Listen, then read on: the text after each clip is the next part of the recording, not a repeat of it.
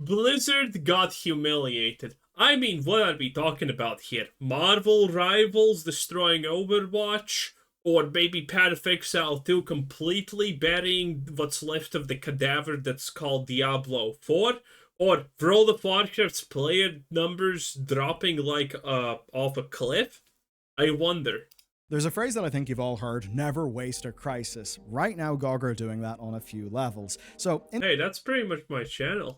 this video, right, we learned how the ESA, who basically represent the big AAA publishers in America, how they are legally crushing the preservation of video games, and also how 87% of all games produced. Yes, all of this makes sense when you understand it from the perspective of the government who want to control these things. An organization like the ESA or whatever the hell it's called shouldn't even exist. But it does, because the government has pretty much, well, big banking, big pharma, big everything. They just want there to exist like one, two, maybe three companies, not four companies, but three companies that control all of the industry. Three is the perfect number. It's not a monopoly, and, they keep each other in check. And the government can control them without any problems. That's why everything here is happening. Before the year 2010 are no longer commercially available, which basically means we're entering a humongous preservation nightmare, which of course is, well, a bit of a marketing angle, but it's also something that GOG do seem to care about given, well, where their name GOG comes from. They used to call themselves Good Old Games. Now, we all use Steam, and for GOG that's another problem. DRM-free games that we can download and own forever on our own machine is great, but Steam is the default for everybody, so if you are GOG, how do you stand out? How do you get customers? What do you do? And that brings me to today. GOG have been making headlines with their new preservation program. It's been rolling out since their 16th anniversary earlier this year, and the TLDR for it is that they're re-releasing 100 games that have been staples of their store for a long-ass time, and each one of them basically has a build that is designed to work on modern machines flawlessly, because oh boy, if you're trying to run legacy games. Dude, Heroes 3 is such a good game. I still play it every 2 years. And then Heroes 5, because that's actually not that bad. No, wait, 6, I think. No, 5.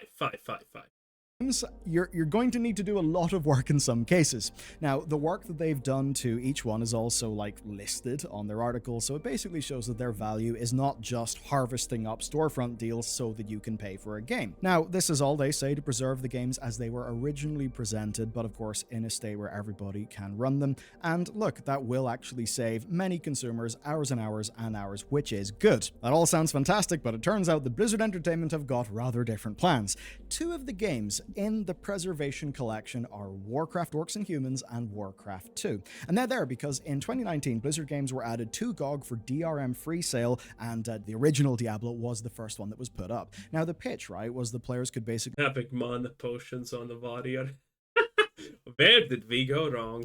take advantage of the original game, but, in modern support network, it'll run on modern machines, and of course, you also would have the choice to forego all of that stuff and just fully launch the original game as it was if you want to, which all seemed great. So that relationship started with Diablo, then the Warcraft games came to the platform, and of course, when the preservation program started, GOG even ran an article on the importance of those games specifically to the history of, video games. But then, unfortunately for GOG, it all went a little bit wrong. So the very obvious problem for GOG is that these games don't belong to them. They belong to Blizzard Entertainment, and Blizzard just remastered both of them. The original editions are still available on Battle.net, and they're actually included in the Warcraft Remastered Battle. Oh god, Warcraft 3 Reforged was one of the most pitiful, lowest points in Blizzard's career, where a huge amount of people literally said, yeah, I don't care about Blizzard anymore, and rightfully, by the way, so.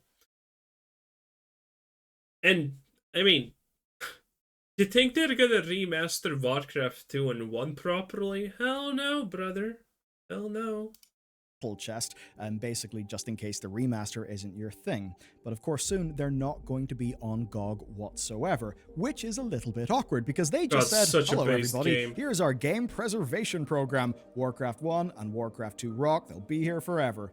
That was then immediately followed up by a, nope, never mind, they've been taken down. And I think it's fair to say that GOG aren't exactly pleased with this. They announced that these games will be leaving their store December 31st, and here is their phrasing. Bro, this looks cringe for some reason. This looks so cringe. Here is their phrasing. It's rather telling. At GOG, we believe that games should live forever. This means not only preserving them, but also making sure they remain accessible, updated, and enjoyable on modern systems. Everything the GOG preservation program is built to ensure. Yet despite our dedication and best efforts, there are times when not everything goes as we'd hoped. Basically, Blizzard saying, no, we want those back, stop selling them. So yeah, their beef and frustration is pretty damn apparent in that. Obviously, GOG do not have the power to avoid delisting these games, likely because they can't sell them if Blizzard literally won't send them the game keys. That's the way that this sort of thing will work in the back end. They're complying in a very cheeky way. They're making hay out of this for PR. So here's what they said next. Going forward, even if a game is no longer available for sale on GOG as part of the GOG preservation program, it will continue to be maintained and updated by us, ensuring it remains compatible with future and modern systems. You know why I don't like GOG? Because this statement is gonna turn into a lie at some point. If GOG grows, it's just gonna become completely unfeasible for them to do this for, like, I don't know, thousands of old games. Every time a fucking update thing happens, they're gonna have to change stuff. This is gonna be untenable for them at some point. If they become big, if people actually do this, this statement is gonna ruin them. Because there's no way this happens. It's gonna be too much of an expense for no absolute, gain. Which is really funny because it means if you buy Warcraft 1 and 2, well, it's going to be delisted from their store, but they're just going to keep on making sure that that thing works, which realistically probably won't be any work, really, but they get to use this as a massive, almost a bit of a fuck you to Blizzard, which, it's pretty strong marketing vibes. Now, of course, in theory, this is the same principle as when any game is delisted from a store. Steam and GOG, as an example, will still allow for any purchase to be downloaded in the long run, even if the game is no longer available for sale on their store. The thing that GOG are doing is basically saying that there will be a customer guarantee that in addition to you always being able to download the thing that is on your account, that they will also work to ensure that that file will run on all modern systems, which basically means that even if there is technological change, your purchase will still be honored and your DRM-free game will actually still work and exist, even though they stand to gain no direct money other than, of course, absolutely making hay in terms of marketing and retaining customers because it seems like a good thing to do, and customer loyalty is important. Of course, I don't expect that to be a gargantuan amount of work. I don't think customer loyalty is important at all. I have constantly been saying this. Dude, if GOG does things good, that's fine, but don't give them any praise. I mean, what are you going to do the moment they do something wrong? And everyone inevitably at some point is gonna do something wrong. Do not be a loyal customer of fucking anything. Use what's best for you. Use what's more convenient for you. Use what's cheaper. To never be a loyal anything. Not in the modern goddamn day. I really think we are past the times of massive technological changes to our computers that will render older games just... Also, just FYI. Oops, not that. Misclick. This right here. Of course, watch. I don't expect that to be a gargantuan amount of work. I really think we are past the time... This is probably just called being dead. Times of massive technological changes to our survives. computers that will render older games just inoperable. So I don't think this will cost GOG really much money at all, provided, of course, Microsoft don't catastrophically fiddle about with Windows. And surely they would never do something like that, right? Now, this stuff is not to say that GOG are being purely mercenary and weaponizing preservation to actually get some cut through so that some... They should. If they are smart, they should. Nobody will please notice them. They're obviously a business, and we've got to be real. They're never going to take a bite out of Steam. That's the bigger point here. The best they can do is be unique and have an angle, and, well, hence this. This is their riposte to Blizzard. They have a promo code. Hey, listen, if you never try to challenge Steam, yeah, you're never gonna be better than Steam. That's just the reality of it. If you live your life in a corner scared about shit, you're never gonna achieve anything. If you don't try, you fail. 100% of the time. Called Make Warcraft Live Forever. It'll give you another $2 off the Warcraft 1 and 2 bundle. Again, never let a crisis go to waste. It is free PR.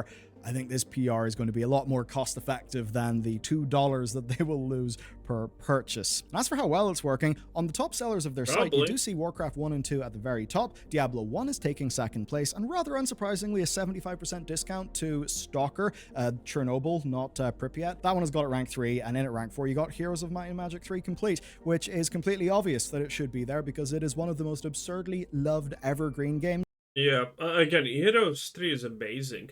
By the way, did you know they recently had? I think it's an official expansion from it in an unofficial way, but they added a new town. Is it called Cove? I think it's called Cove. Finally, Cove. Bruh, it is insane. Kind of ever. But as for GOG, well, here's the thing. This is uphill, and I've long been trying to work out how the fuck can these guys actually stay in business? How does any of this make sense? So back in 2019, a Blizzard VP said, quote, that they were bummed when these iconic games, that's the Warcraft and Diablo, weren't available for our players. So we're very happy to work with the crew at GOG.com to rectify that. That was in 2019. A few years will change their opinion. And that's a problem for GOG. They completely exist at the whim of their partners. And that Blizzard example is, in some ways, Blizzard using GOG as marketing, in a way. It's zero cost to Blizzard. GOG does the actual work to make the games run, so to them it's just a free marketing win. And then if you think about Blizzard's new owner, Microsoft, they really... That's not a marketing win, that would be called a PR win. Don't have a presence on GOG. If they did have a presence on GOG, maybe I would be able to acquire my copies of beloved childhood game Freelancer via commercial means, which would be very above board, but of course I can't.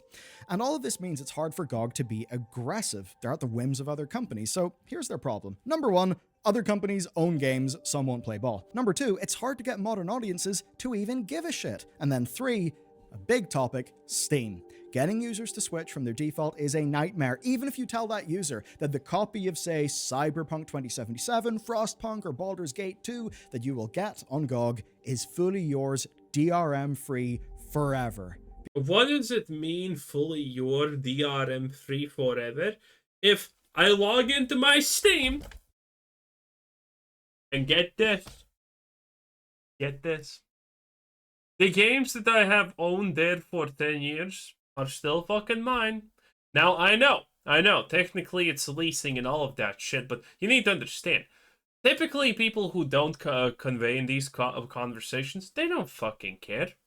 But for the average normal person who has no idea what's happening, they just log into Steam and be like, ah, my games, I own them, it's fine, okay? And that's it, because those games that have been there for 10, 15, however fucking many years at this point, okay?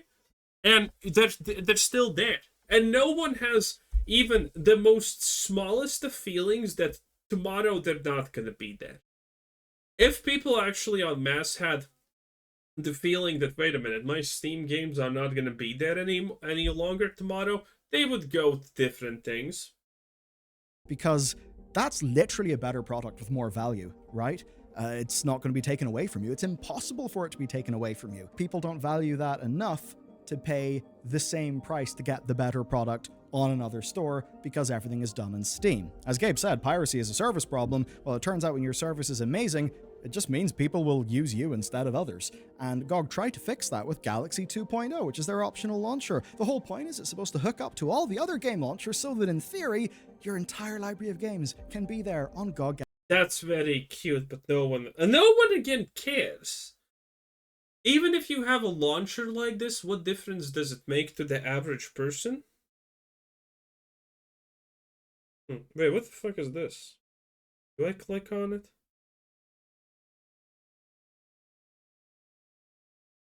Eh? What is this? I have no idea. Well, whatever. I was checking one thing on my phone. I thought I got nudes. Did not. Sad. I know. It is what it is. Galaxy 2, but you're still going to have to buy the games on Steam. And other platforms don't make the integrations play nice, which means that Galaxy can really never be as good as, say, a native experience. A little bit like whenever you boot up your favorite Ubisoft game, which I'm sure you do, from Skull and Bones? Steam, and then you get the Ubisoft launcher middleman thing. And then there's price. Emails present. God, fucking middlemen launchers are horrible. Anyway, yeah, it's gonna be a while until GOG does anything. Not sure how this counts as a humiliation for Blizzard, but I mean, they kind of did a thing, so all power to them, I guess. Anyway, that was Bill. You're 10 out of 10. Bye.